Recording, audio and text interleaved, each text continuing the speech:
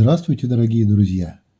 Приветствуем вас на канале «Делаем вместе своими руками». С вами Андрей и Наталья. У нас осталось немного ткани от предыдущих работ. Мы нарезали полоски из этих лоскутков и хотим собрать рисунок, а также поделиться своими идеями, как из полосок 4 разных расцветок ткани собрать различные варианты лоскутных блоков. Берем лоскуток хлопчатобумажной ткани шириною 10 см. Прикладываем его к разметке на коврике. Нас интересует разметка угла 45 градусов. Делаем отметку швейным мелком на лоскутке и берем следующий лоскуток. Вторая полоска у нас шириной 5 см. Прикладываем ее к первой полоске лицевой стороной и крепим булавками. Полоски крепим с таким расчетом, чтобы разметка угла 45 градусов пересекала только небольшой край каждой последующей полоски, что позволит нам значительно сэкономить материал. Закрепили полоску булавками. Берем следующую. Третья полоска у нас шириной 3 см. Делаем отметку мелком. Отметку мы делаем на случай, если ткани сдвинутся в процессе крепления. Потом прикладываем третий лоскуток ко второму, лицевой стороной к лицевой, и тоже крепим булавками. Третью полоску зафиксировали. Берем четвертую. Она у нас той же ширины, что и вторая, 5 см. Делаем отметку швейным мелком и прикрепляем четвертую полоску к третьей булавками. Скололи булавками между собой 4 полоски. Делаем следующую отметку швейным мелком. И снова берем полоску шириной 10 см. Пятая полоска у нас точно из такого же материала, что и первая. Крепим пятую к четвертой булавками. Хочу обратить ваше внимание на то, что первая и последняя полоски должны быть достаточной ширины, так как мы будем резать их под углом, а потом в конце еще будем выравнивать лоскутный блок. Закрепили последний лоскуток булавками. Вот что у нас получилось. Все лоскутки закреплены со смещением под углом 45 градусов. Теперь мы прошьем все эти швы на швейной машинке прямой строчкой. Прошили швы прямой строчкой. Так как ткани у нас довольно тонкие, мы решили сразу обработать края простым зигзагом, чтобы ткани не осыпались. Теперь прогладим заготовку горячим утюгом. Прогладили заготовку утюгом. Для того, чтобы получился красивый рисунок, нужна вторая такая же заготовка, но в зеркальном отображении. Чтобы ее сделать, берем полоски такого же размера, прикладываем их лицевой частью к первой заготовке и скрепляем между собой булавками. Технология точно такая же, как и с первой заготовкой. Просто чтобы не сбиться и не запутаться, берем одну заготовку и делаем по ней вторую. Скололи вторую заготовку булавками по образцу.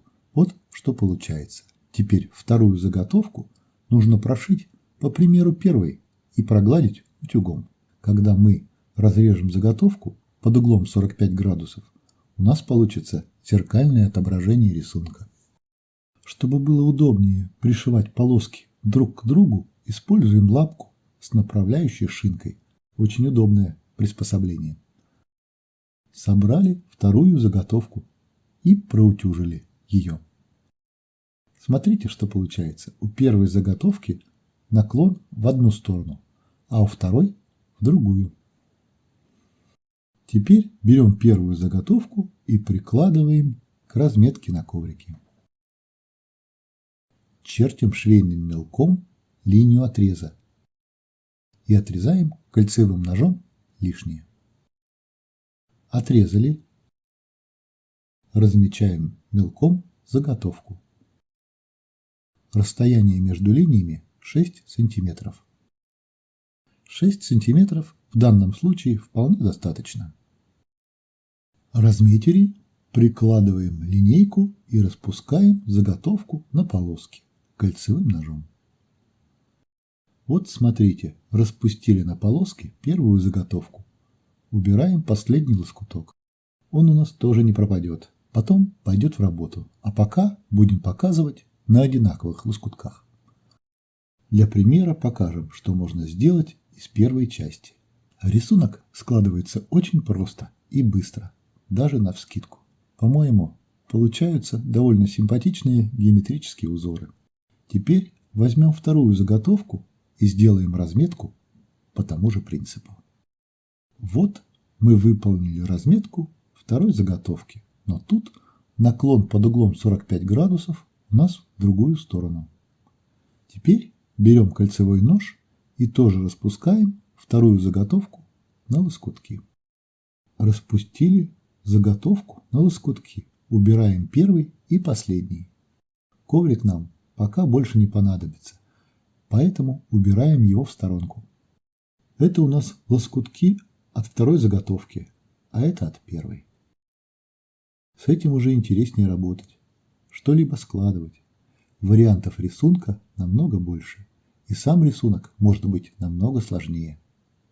Мы просто показываем принцип, а как этот принцип применить, вам подскажет ваша безграничная фантазия. Причем, чем больше количество лоскутков, тем может быть сложнее и разнообразнее рисунок. Мне лично это очень нравится. За счет однотонных лоскутков в середине рисунок на ткани не нужно стыковать. В общем, все это похоже на детскую игрушку калейдоскоп с цветными стеклышками внутри, в которой любой поворот меняет всю картинку в целом. Мы сделали несложный вариант рисунка. Берем каждый второй лоскуток и разворачиваем наоборот. Складываем лоскутки попарно и прошиваем прямой строчкой по краю. Строчку прокладываем в полусантиметре от края ткани. Мы сшили лоскутки парами, а потом прогладили их утюгом. Получилось 5 лоскутков. Теперь соберем 5 лоскутков между собой. Прошили и прогладили все лоскутки. Вот такой блок у нас получился. Нужно только выровнять края и обрезать лишнее кольцевым ножом. Вот такой лоскутный блок получился. Его можно использовать для создания множества интересных и стильных вещиц. Получившийся узор выглядит намного сложнее, чем обычный лоскутный блок, но при этом шьется довольно просто и быстро. Вот так блок выглядит с изнанки. Одни швы. А на этом у нас все. Если вам нравится то, что мы делаем, подписывайтесь и пишите нам. Мы читаем все ваши комментарии. Всего вам доброго. До свидания.